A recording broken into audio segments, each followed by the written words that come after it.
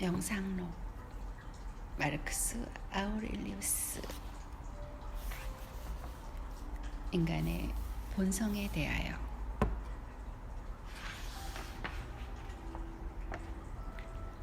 아침에 눈을 떴는데도 자리에서 일어나고 싶지 않다면 이런 생각을 해보라.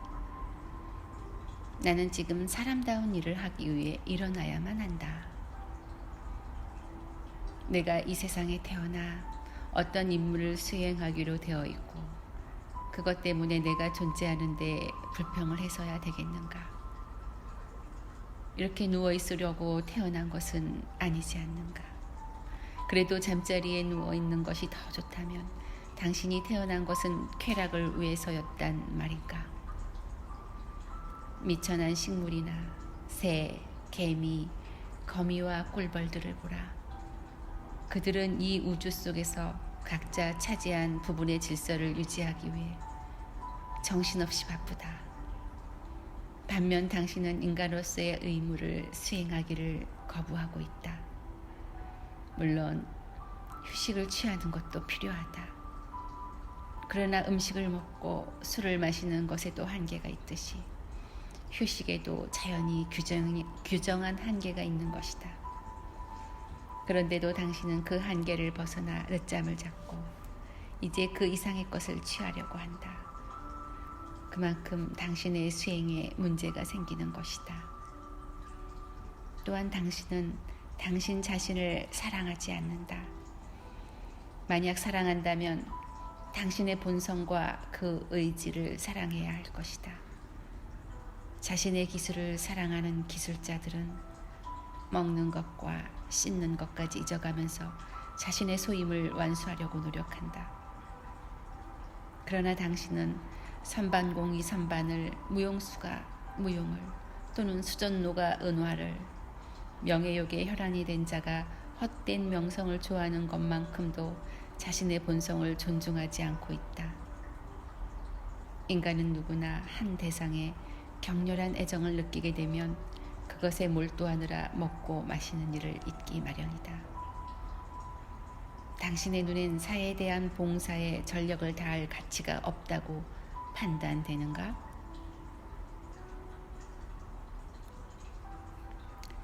귀찮고 못마땅한 망념들을 말끔히 털어버리고 난 뒤에 찾아오는 마음의 평화는 인생에 있어서 귀한 위안임에 틀림없다.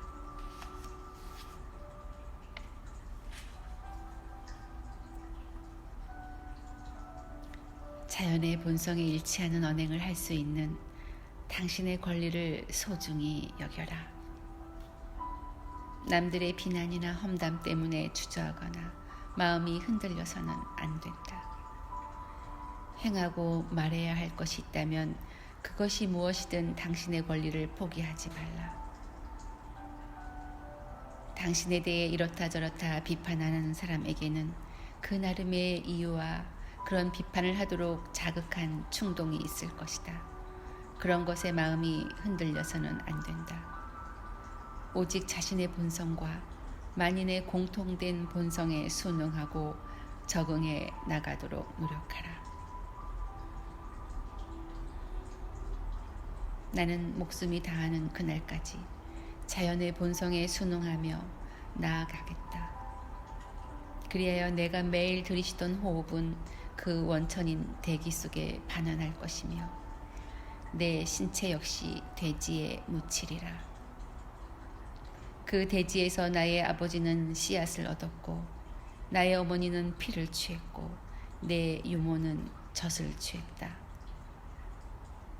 대지는 내게 오랜 세월 동안 하루도 빠짐없이 먹을 것을 공급해 주었고 내가 그 위를 밟고 다니며 목적을 위해 무자비하게 썼음에도 불구하고 여전히 나를 허용하고 품어 주었다.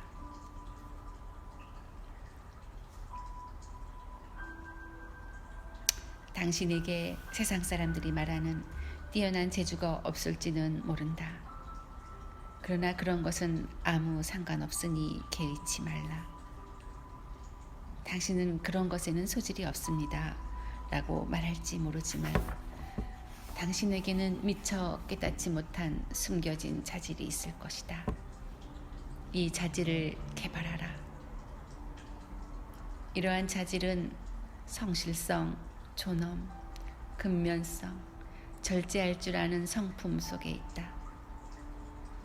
당신은 이 순간 불평하지 않고 검소하고 사력 있고 솔직하며 행동과 말을 온화하게 하는 것이 얼마나 많은 자질을 가질 수 있게 하는지 깨달아야 한다. 따라서 그런 장점을 발휘할 능력이 없다느니 소질이 없다느니 하는 말은 결코 해서는 안 된다.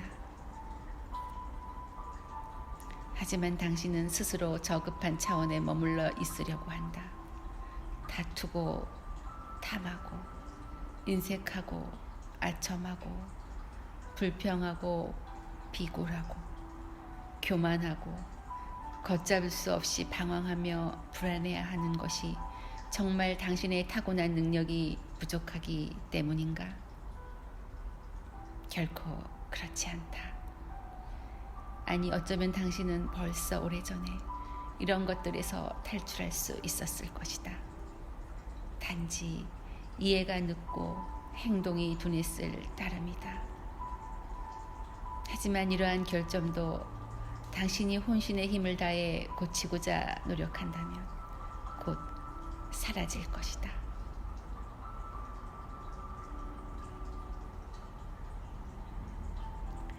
어떤 사람은 남에게 봉사를 해주고 나서 마치 커다란 은혜라도 베푼 것처럼 자기 장부에 기록을 해둔다. 또 어떤 사람은 기록은 하지 않더라도 마음속으로 그 상대방을 채무자로 간주하고 자기가 베푼 일을 항상 기억하고 있다. 그러나 이들과 달리 자기가 베푼 것을 전혀 염두에 두지 않는 사람도 있다. 마치 포도송이를 맺게 한 포도나무처럼 생산을 하고서도 아무것도 바라거나 구하지 않는 것이다. 전력을 다해 달리고 난 뒤에 말이 사냥감을 물고 돌아온 사냥개가 꿀을 만드는 벌꿀이 감사를 기대하지 않듯이 선행을 베푼 사람은 절대 그것을 과시하지 않는다. 그리고 포도나무가 다음 해의 포도를 맺기 위해 준비를 하듯이 곧장 다음의 선행으로 옮겨간다. 당신은 아마 이렇게 질문할 것이다. 그럼 인간도 포도나무나 벌처럼 무의식적으로 일해야 한다는 말입니까? 물론 인간에게 자기 행동에 대한 인식 그 자체는 반드시 필요하다. 왜냐하면 자신의 행동이 사회적인 것이라는 인식은 스스로 사회적인 동물이라는 표시인 동시에 특성이기 때문이다. 당신은 또 반문할 것이다. 하지만 사회가 그런 행위를 알아주었으면 하는 소망을 갖는 것도 사회적 동물의 표시 아닙니까? 분명 맞는 말이다. 그러나 당신은 이 말을 잘못 이해하고 있다. 당신은 스스로를 앞서 열거한 인간들과 같은 부류로 타락시키고 고식적인 논리로 잘못 인도하고 있는 것이다. 그러나 당신이 내 말의 진정한 뜻을 이해하고자 한다면 그것만으로 당신이 어떤 사회적 의무를 저버리는 행위를 하지는 않을까라는 두려움은 갖지 않게 될 것이다.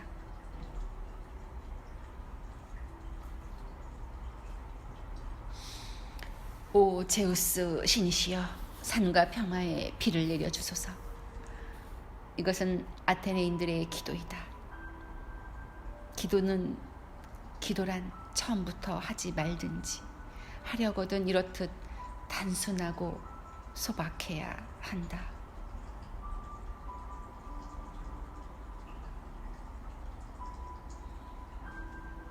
전설에 의하면 에스쿨라피우스는 어떤 사람에게는 승마를, 어떤 사람에게는 냉수욕을, 또 어떤 사람에게는 맨발로 다니라는 처방을 내렸다고 한다.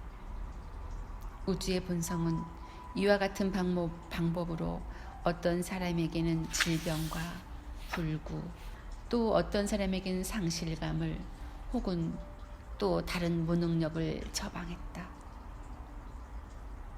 전자의 경우 처방은 환자의 건강 회복을 위한 특별한 치료법을 지시한 것이다. 그리고 후자의 경우 모든 사람에게 일어날 수 있는 개별적인 일들이 각각의 운명에 따라 미리 준비된 것이다. 이는 마치 석공이 벽이나 피라미드를 쌓을 때 네모난 돌들이 착착 들어맞는 것처럼 우리의 운명과 합치되었다라고 말할 수 있을 것이다. 실제로 이 세계는 전체적으로 하나의 조화를 이루고 있다. 수많은 개체들이 모여 하나의 현존하는 완성체를 이루듯이 수많은 원인들이 결합되어 하나의 우주적 원인이 된다. 그것이 바로 운명이다. 누군가가 마침내 올 것이 왔다 라고 말한다면 그 사람은 이미 자신의 운명을 깨닫고 있는 것이다. 즉 그것은 그에게 처방된 것이었고, 따라서 우리는 에스쿨라피우스의 처방을 받아들이듯 각자에게 예고된 이런 현상들을 받아들여야 한다. 비록 그 처방들 중에는 못마땅한 것도 있겠지만 건강을 위해서라는 마음으로 기꺼이 받아들여야 하는 것이다. 자연의 명령을 수행하고 완성할 때에는 자신의 건강을 돌보듯이 임해야 한다. 또한 일어나는 일이 불쾌하고 마음에 들지 않더라도 항상 기쁘게 받아들여야 한다. 왜냐하면 그것은 우주의 건강에 이로우며 우주 자체를 행복과 선행으로 인도하기 때문이다. 만약 그것이 전 우주를 위한 것이 아니라면 자연은 어느 누구에게 그 어떤 운명도 주지 않을 것이다. 자연은 자신이 지배하는 것에 무언가를 부여할 때는 반드시 그 대상에 이롭도록 고안한다. 당신에게 일어나는 일에 대해 만족해야 하는 두 가지 이유가 있다. 첫째, 그것은 당신을 위해 발생했고 또 당신을 위해 처방되었으며 당신과 관련된 것이기 때문이다. 둘째, 당신에게 일어나는 일이란 운명이 우주를 지배하는 섭리의 증진과 완성, 생존을 위해 당신 몫으로 특별히 마련해 두었기 때문이다. 이처럼 발생하는 모든 일은 우주를 지배하는 힘의 원천이 되는 것이다. 지속적인 연관 과정에서 어느 한 개의 분자를 떼어버리는 것은 전체에 손상을 입히는 행위이다. 따라서 당신이 불만에 사로잡힌다는 것은 당신의 능력이 허락하는 한도 내에서 우주와의 단절과 파괴를 범하는 것이 된다.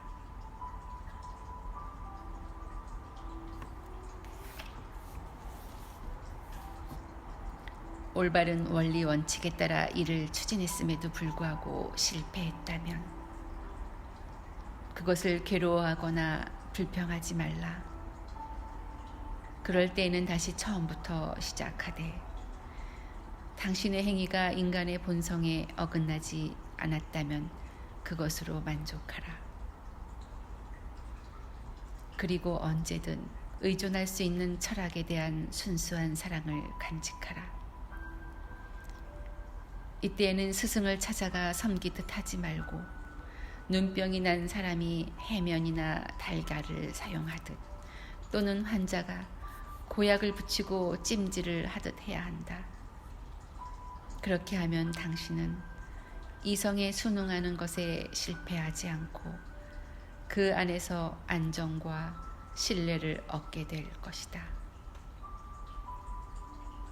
또한 철학은 오직 본성이 요구하는 것만을 희구한다 해도 정작 당신은 자연의 본성을 거스르는 그 무엇을 찾고 있었다는 점을 인정하라. 그러면 다음과 같은 회의가 생길 것이다.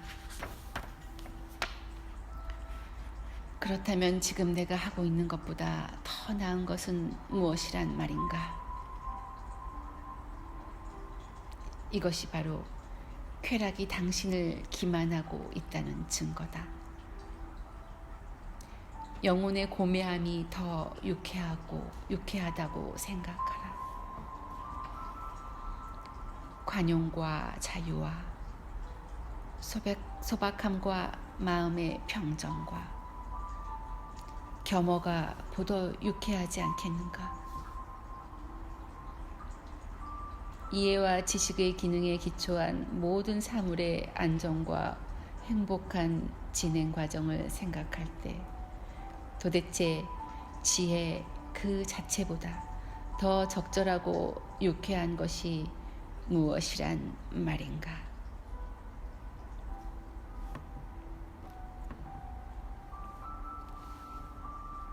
우주 만물의 진리는 모호함 속에 숨어있기 때문에 학식이 뛰어난 철학자들조차도 극히 불가해한 것으로 파악하고 있다. 심지어 스토아 학파들도 정의를 내리지 못했다.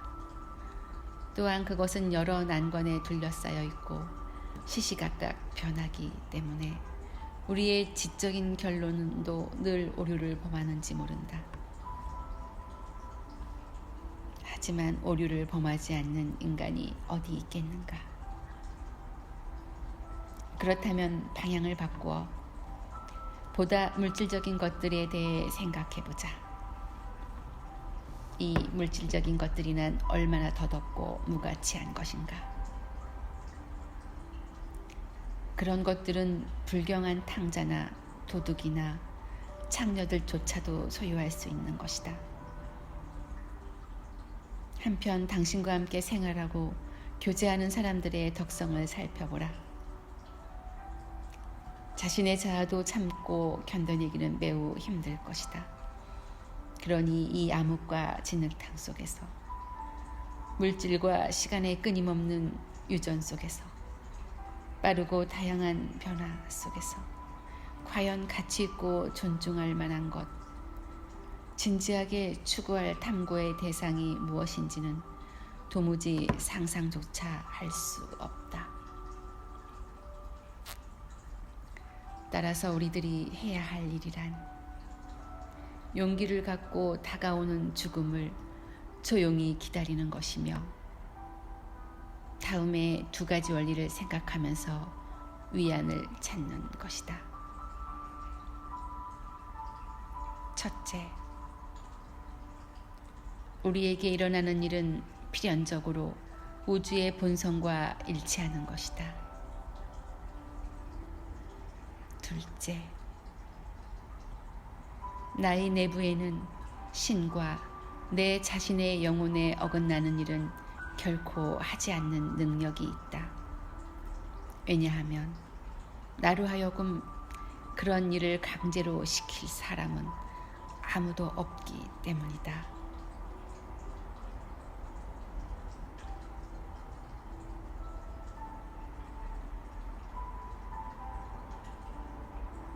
나는 지금 내 영혼을 어디에 사용하고 있는 것일까? 모든 행위에 앞서 이 같은 의문을 갖지 않으면 안 된다. 또 이렇게도 자문해 보아야 한다. 이른바 나를 지배하는 부분으로 일컬어지는 내 이성은 지금 무슨 생각을 하고 있는가? 이 순간 내 안에 누구의 영혼이 머무르고 있는가? 어린아이의 영혼인가? 젊은 청년의 영혼인가? 여인의 영혼인가? 폭군의 영혼인가? 야수의 영혼인가? 수시로 잠내 보라.